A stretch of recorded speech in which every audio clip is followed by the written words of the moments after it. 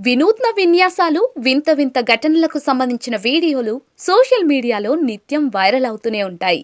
ఇలాగే క్రికెట్‌కు సంబంధించిన వీడియోలు కూడా నెటిజన్లను తెగ ఆకట్టుకుంటూ ఉంటాయి.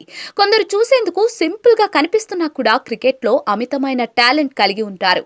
ఇలాంటి వారిని చూసినప్పుడు ఆశ్చర్యం కలుగుతూ ఉంటుంది. తాజాగా ఓ పోలీస్ కానిస్టేబుల్ క్రికెట్ ఆడుతున్న వీడియో నెట్టింట చెక్కలు కొడుతోంది.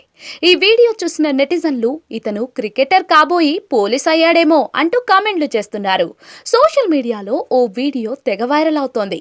కొందరు యువకులు నెట్స్ లో క్రికెట్ ప్రాక్టీస్ చేస్తూ ఉన్నారు. ఇంతలో ఓ పోలీస్ కానిస్టేబుల్ అక్కడికి వెళ్తాడు. వారితో పాటు క్రికెట్ ఆడేందుకు రెడీ అవుతాడు. బంతిని తీసుకుని బౌలింగ్ చేసేందుకు వెళ్తాడు. అయితే అంతా అతడిని తేలిగ్గా తీసుకుంటారు. బౌలింగ్ సరిగ్గా చేయలేడని అనుకుంటారు. ఇలా వారంతా అనుకుంటూ ఉండగానే బంతిని తీసుకుని పరిగెత్తుకుంటూ వచ్చి బౌలింగ్ చేస్తాడు.